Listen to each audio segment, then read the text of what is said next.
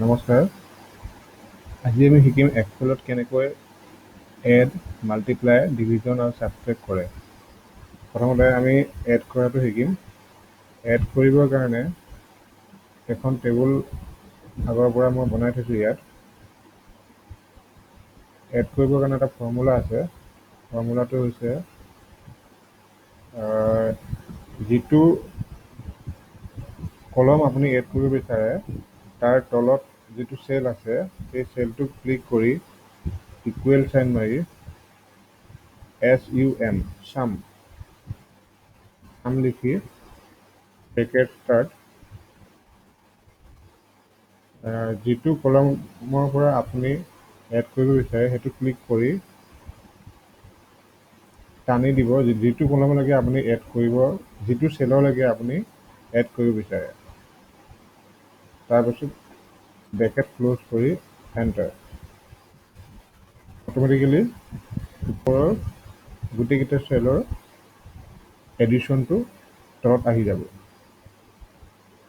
এতিয়া ঠিক তেনেকৈ আপুনি যদি এইটো কলমৰ এডটো ইয়াত কৰিব বিচাৰে, জাষ্ট এই চেলটো কপি কৰি Ctrl+C মাৰিছোঁ মই কপি কৰিবৰ কাৰণে, ইয়াত পেষ্ট কৰি দিয়ক। ঠিক একেই ফৰ্মুলা ইয়াত লৈ ল'ব। ঠিক তেনেকৈ এইটো Ctrl+C মাৰি কপি কৰি বাকীকেইটাটো পেষ্ট কৰি দিয়ক। এতিয়া বাকীকেইটাৰ কলমৰো এডটো ইয়াত লৈ ল'ব। আৰু এটা উপায় আছে, শ্বৰ্টকাট আছে এড কৰাৰ কাৰণে। এইখিনি মই ডিলিট কৰি দিছোঁ, সেইটো দেখুৱাইছোঁ। শ্বৰ্টকাটটো হৈছে প্ৰথমতে আপুনি গোটেই নাম্বাৰছকেইটা চিলেক্ট কৰি ল'লে, যিকেইটা আপুনি এড কৰিব বিচাৰিছে। তাৰপিছত হোমত অটো চাম বুলি আছে, অটো চামত ক্লিক কৰি দিয়াৰ লগে লগে ইয়াত অট'মেটিকেলি এড হৈ যাব। তাৰপিছত আপুনি এইটো কপি কৰি Ctrl+C কপি কৰি য'ত য'ত লাগে আপুনি পেষ্ট কৰি দিয়ক, অট'মেটিকেলি এড হৈ যাব। চ' এইটো হৈ গ'ল এড। তাৰপিছত আমি শিকিম মাল্টিপ্লাই কেনেকৈ কৰে এক্সেলত। চ' মাল্টিপ্লাইৰ কাৰণে স্পেচিফিক একো ফৰ্মুলা নাই, আপুনি জাষ্ট ইনটু কৰিব লাগিব। ইনটু কৰিবৰ কাৰণে ছাপ'জ আমি এইটো ৰ' ৱাইজ মাল্টিপ্লাই কৰিম।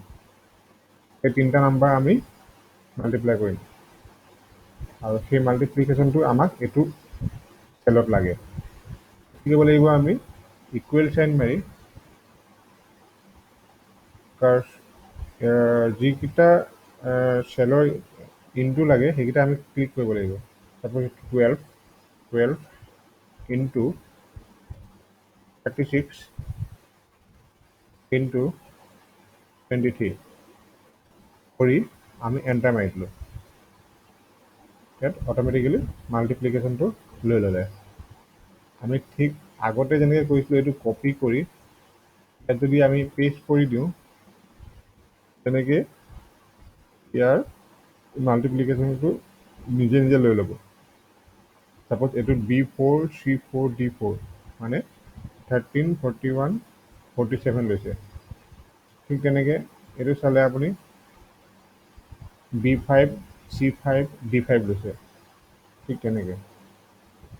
আৰু মাল্টিপ্লিকেশ্যনৰ পিছত আমি শিকিম ডিভিজন।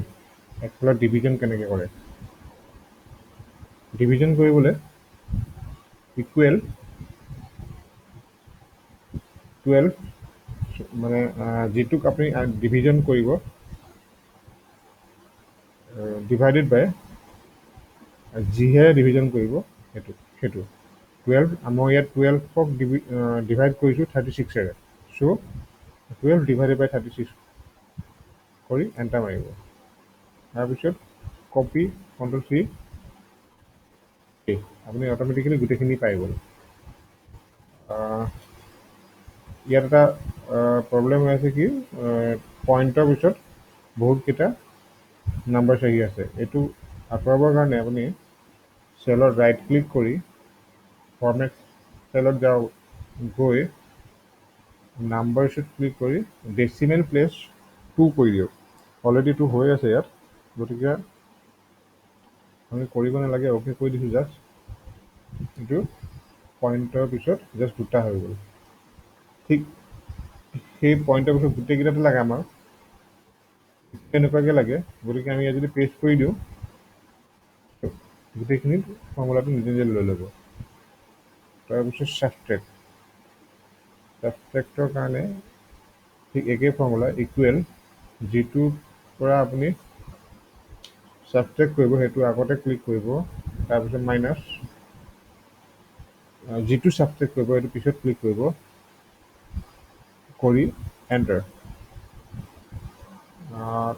12 মাইনাছ 36 এইটো মাইনাছত আহিছে, সেইকাৰণে 12টো সৰু 36টো ডাঙৰ।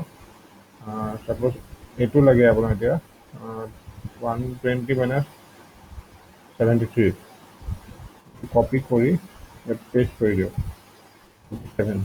ঠিক তেনেকৈ এইটো কপি কৰি পেষ্ট কৰি দিলে গোটেইখিনি ওলাই যাব। Thank U.